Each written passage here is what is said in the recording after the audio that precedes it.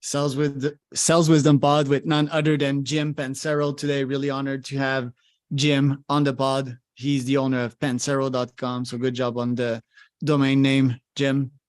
This pod, just before we get in the convo, is brought to you by podpire.com, which is my podcasting company. If you want to start, scale, or even be featured on a podcast, I can help you do that. Podcasts are amazing. I can get guests like Jim, get to great conversations with him, learning tons, connecting, developing my network, building a community here, and even deriving leads and sales out of these podcasts. And maybe Jim and I will talk about that today. But before we do, Jim, please introduce yourself. You have an amazing background, been a speaker for over 43 years, and the same time has been spent in sales. So really glad to have you on. If you can give us a short intro, please. Well, I'd be honored to. I'm in Dallas, Texas. I'm a sales and sales leadership consultant and trainer and speaker, with a keynoter, all the terms within that. I'm old. My first sales job was in 1969. It would be funny to poll your listeners and to see how many of them weren't even born in 1969 or their parents even married in 1969. But I started my job in selling. And I've been in sales ever since. I sold all through college and graduate school. I went to work for the IBM Corporation in the late 1970s and early 80s out of graduate school, selling to large computers. Had national success. I was tied for #1 in the country within their sales programs. And so, and decided this was not the place to be. So I started my sales training business in 1982 and starved for several years as it took to get it started. But I work with businesses. Basically, it's more business to business sales than it is retail, though I've worked both sides. And it's basically working with how do you, either a distributor or a manufacturer or a service provider, how do you increase the persuasiveness of your team so that they can sell even more? I want to talk about your life first, because you went through a lot in your life and you're successful right now, or yeah, but you look successful at least. So are you satisfied with what you accomplished in your life? Oh, never. I think somebody is unmotivated if they're completely satisfied with what they have done, even if you've done everything. The idea is that this is one of the phrases in my business. I end my posts I do a lot of posting on LinkedIn. I post 3 times a week. And you can just check me out under Jim Pancero. But what I found is that my phrasing is, you can always sell more. I try to end every post or everything I write with, because if you do this, you could always sell more. It's like, no matter what level of satisfaction you have, you could always sell more. So now the question is, how do we improve even if things are going great? I mean, it has been an exciting career, because I think I have been through, in my 43 years as a professional speaker, I'm in the National Speakers Association Hall of Fame. I'm one of their certified speaking professionals as well, which is more of a designation. Have had a lot of recognition for what I've done. But the idea is, I've been through like 7 or 8 recessions where there was major devastation in the business. 9/11, I had a full year of my schedules of training wiped out just because of what happened 9/11. 2008 was the same thing, when we had a major recession. When COVID hit, it shut everything down. As you look at there's these major, almost like waves. Talking about your business is like you're a beach with the waves hitting, so that there's a constant, usually something goes wrong or something challenges. So the question isn't, is there ever been any problems you had? The only question is, how do you view it, and do you keep going? Right. And what happens when shit hits the fan, because speakers, for example, in COVID, that was very much physical. And I was working with a bunch of speakers myself, doing lead gen for them. How did you recover from that? Well, they say that when the shit hits the fan, it's time to sell sanitizers. That's a good one. Good job. Well, what happened was the business just went to zero. Of course, everything shut down and nobody knew what was going to happen. That was the second thing. It wasn't the fact that everything stopped. It was that if you talk to anybody, they had no idea when it was going to change. But what was also interesting is, during COVID, there's a lot of businesses that did really well, even through COVID, because their expenses dropped significantly, but their income didn't drop that much. So they actually had 2 to 3 times the profitability they'd had in prior years, even though they had all these crises. So I have a philosophy of selling that if you want to gain a competitive advantage, you have to sell even if you make no profit, because it's a legacy type of thing. So frankly, when COVID hit, nobody would even talk to me. I called every trade association I'd ever worked with, all 50 of them. And I said, you've supported me in the past. You don't know what's going on and you have no budget. It's time for me to support you. So I did 50 free webinars, put a studio in I think this is an audio, but I have a studio in my home with backdrops and I can put slides over it. And it's a professional studio.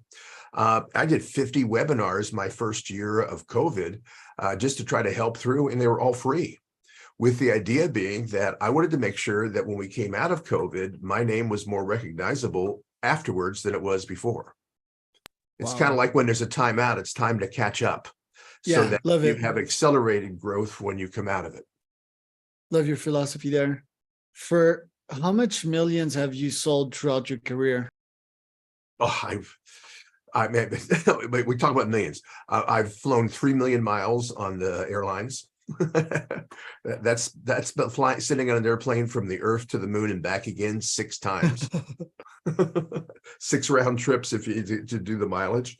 In fact, the best years I had was selling over $1 million a year as a business. It doesn't happen every year, but there was a couple times when everything came together as one year and could gross that. But doing sales training and being a professional speaker is very similar to being a doctor. And you'll meet a lot of doctors, some that make just a little bit of money, some that make a lot of money, and it goes through changes in their careers. Right, and their niche, right? For example, a plastic surgeon, I don't know, doing nose surgery in LA and being the best at its field and having like 20 franchisors, that guy will make a lot of money, or that gal. And by the way, that says if you have a business, or do you have a practice, or do you have a business? A business is when you have people facilitating for you and you have multiple people. Practice is when it's you or the main driving uniqueness in what you do.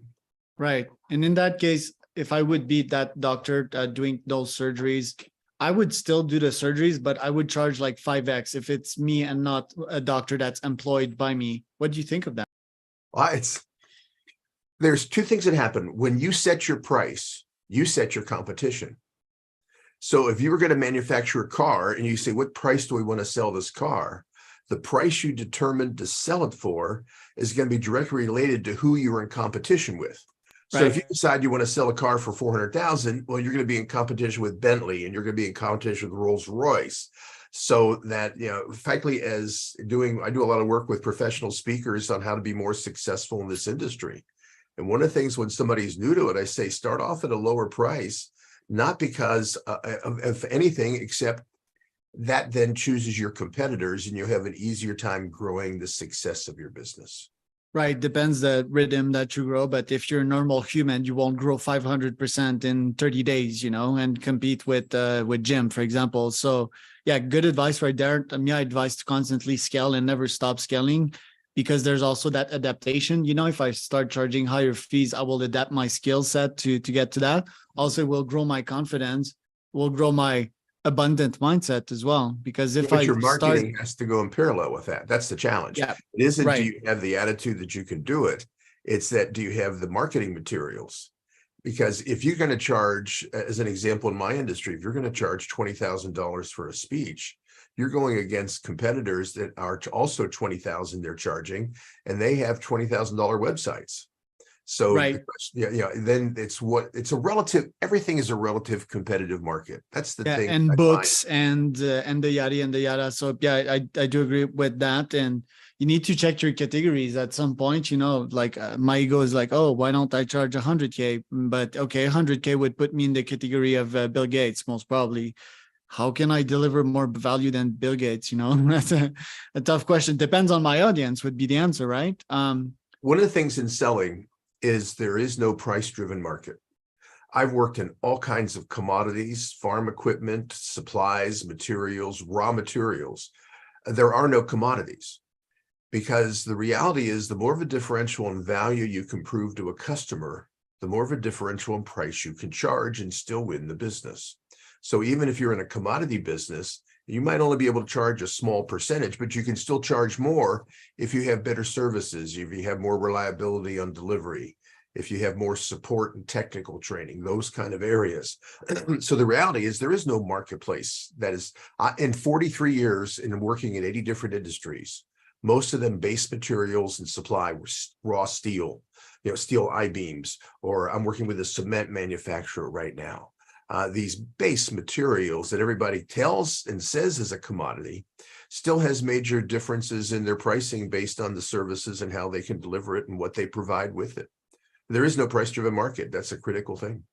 Right. And if I want to get into speaking myself, how should I do that? Should I be part of some bureau, some association? Can I force myself or scale my speaking gigs? Can I do some outreach to get some of these gigs? How does the industry work? Well, yeah, the answer is yes. We have to separate. There's several levels. There are agents in this professional speaking business, and they will receive a percentage of all of your income, and they act like a manager. There are speakers bureaus who only receive commission on the end of the specific programs that they sell you into.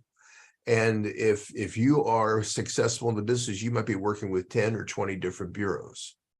So it's not like just a one thing. If you really want to be successful, those listening would like to become successful in professional speaking, there's really two steps.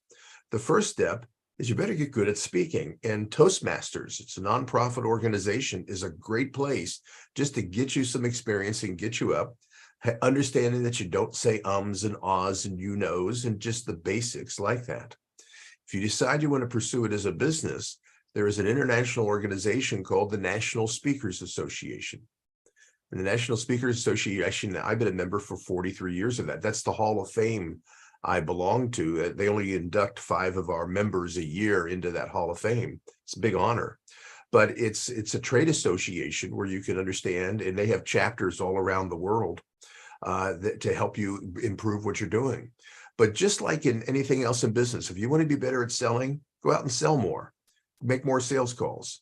If you want to be a professional speaker, don't all of a sudden advertise you're going to charge $20,000 and go on the marketplace, because nobody will buy you.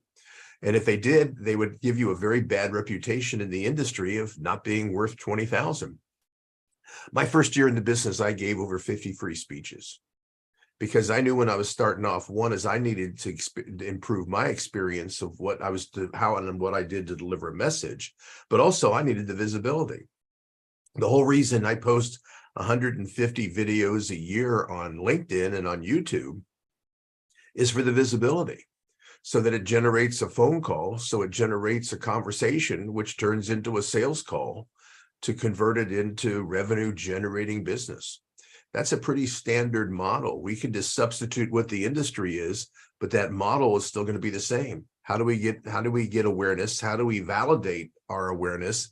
By proving that, yeah, I'm somebody you want to talk to, excuse me. And then how do you develop a plan that once you start talking, how do you take them through that process so that you can both connect with them and then be able to have ultimately something that you sell? Right. And the 50 speaking gigs that you got, who were these customers? Were they Chamber of Commerce? Like, how did you get those? Oh, yeah. If you had a meeting and there was 3 or more people there, I was volunteering to speak. I spoke to some Toastmasters clubs. I spoke to a lot of the local chapters of trade associations. It was community clubs, Kiwanis, Rotary, because my attitude was when I started my business, I knew I was unknown. And so my biggest goal was I wanted to get, these were all in the city where I was living at the time, Cincinnati, Ohio. But the idea was I was giving all these speeches because I wanted, if you were on the committee for a meeting you're going to hold and somebody said, gee, who could we get? I wanted you to have heard me giving a free speech, so you would recommend me to the meeting group to say, hey, we ought to be looking at Pancero. So the whole goal of giving all these free speeches, besides helping me kind of get comfortable and improve my messaging and my delivery of it. When I first started my business, I bought a video camera. When they first came out, a portable video camera. It was huge. It was this monstrosity I had to carry in a case. But I would record every one of my talks and then go back and watch it several times to critique and coach myself to say, how could this be more persuasive? How could this be more impactful? How could this be better? So it's just this constant. That's why if you're in sales, you need a sales manager. Because without a sales manager, especially if you're an entrepreneur, you're in trouble because you usually don't see what you don't know what you don't know. And so the idea is you need a coach that has a higher awareness of what you're doing so they can say, if you did this, it would be easier or it'd be faster or you would be more persuasive. And how do you scale a sales team? Because I failed so far on my side, whether it was to recruiting not the right folks, not putting the good people in the right seats. How can I scale a sales team, or should I go my current bot way? How somebody goes, if we look at it, there is a process. There's an arc of process in selling. It's not like the steps of a sales call where you have an individual conversation and what are the steps you go through. This is a little bit bigger than that. It says, what's your process? Your process is first you have to get people's attention. Once you have their attention, you've got to then validate that attention to prove what you're doing. So on LinkedIn, I post videos. Even though videos don't have the visibility or the LinkedIn does not give the visibility to a video post that it does to an article. Right. Because they assume an article will do more to start a conversation. But I still want to promote my videos because if they read it or they watch the video, that then becomes a validation, the second step, which is going to lead us to a conversation. And I believe a video to a smaller audience will give me more validation of my services than just writing an article. Agree. That's an example. So the first step is visibility, where you just got to get known. So now if you're famous because something happened, you're Sully Sullenberger, the guy that landed the plane in the Hudson, you've got both the awareness and the credibility right away, the validation, so that now all we have to do is figure out how and what to see how you would be marketable. But most people don't have that kind of lift. So that what has to happen is you need visibility. That's why LinkedIn is becoming so popular, and Twitter and all the others of people posting stuff and doing podcasts for the same goal, is to build visibility and hopefully at the same time build credibility or validation that you really are an expert. Because one of the problems we have in the business today is being an expert the bar has been lowered. Frankly, if you give a TEDx talk, you'll consider yourself a professional speaker and an expert, even though you've only done one talk. Now, nothing negative about the TEDx talks. But what's happening is we're seeing a lot of people that are rookies in this process try to pass themselves off as experts because they've done a TED talk and they had a little bit of experience, but not much. So the idea is once we have that visibility and we validate it that, yeah, we know what we're talking about, then the next step is how do we move to a conversation? So that visibility has changed over the years because the technology has changed and improved. So today I'm posting on LinkedIn, and if I post on LinkedIn, I'll get anywhere from 10 to 40,000 impressions because of knowing how to make LinkedIn work. And about 25% of those are watching at least part of the video. Now, if we go back 20 years ago, I had a salesperson working for me. And she was making outbound calls to promote what I did and to sell that I was valid, that that's somebody they wanted to talk to. But as soon as we had somebody of interest, we sent them out an audio cassette tape. By the way, for your listeners, an audio cassette tape was a little plastic box that had recording tape in it that you could play in your car or on a portable device. The Tony Robbins days. Yeah. In fact, it was amazing. I sold over $100,000 in audio cassettes a year in the earlier days. And then when cell phones came out, it just killed the market for salespeople. Right. Because they were too busy on the phone. They didn't have time to listen to audios anymore. Right. So back to your, I'm sorry, long answer. If we look, what is working for you is a better answer to say, how do we get visibility? Because, okay, let's say you want to become a sales trainer and you've been working in a company and you've had great success. That success won't translate directly to your success as a sales trainer. It'll help your skill base and your experiences if you have something to say. But now we've got to move into a marketing role. And the marketing role is first awareness, then validation, and then communication. Right. And so probably, the right question is not even, do I need a sales team? Maybe the game has changed so much in this day and age that maybe I don't need a sales team in my case. Maybe, LinkedIn can do it. Maybe YouTube can do it. Maybe I can have some forms to pick up the leads and an assistant there or a GPT to filter those leads myself. But really love the insights that you shared for the speaking side of things, because that is something that caught my attention. Maybe I need to start free. Maybe I need to start small. And then fortunately or hopefully get some bigger gigs there. So you dropped tons of wisdom there, and yeah, would love to have you for a round two in a couple of months from now. Where can people find out more about you, Jim? Some of the best ways, first of all, I have a website on my business, pancero.com, Pancero. I am on LinkedIn, and I'm posting 3 videos a week. I post on Tuesdays, Thursdays, and Saturdays. And they're all under 90-second videos, either on sales or sales leadership, offering an idea for you to consider. In fact, I have a lot of sales managers that subscribe to my newsletter. You can send me at jim@pancero.com and just say newsletter, and we'll put you in. It's free. It comes out every Monday. All it does is give a listing of the 3 videos we posted the week before, so you can decide if that's something. A lot of people use them for their sales meetings. Because, and once again, the idea, my mother asked me this when I started posting all this stuff. She said, why are you giving everything away for free? Of course, that's my 95-year-old mother talking. That's what she said. Yeah. And I go, well, this is what's happening, because the reason is because I am trying to build validation. And the only way to do that in today's environment is you got to give them something. You can't just promise, boy, I have the best sales training. When you go through my program, it'll change your life.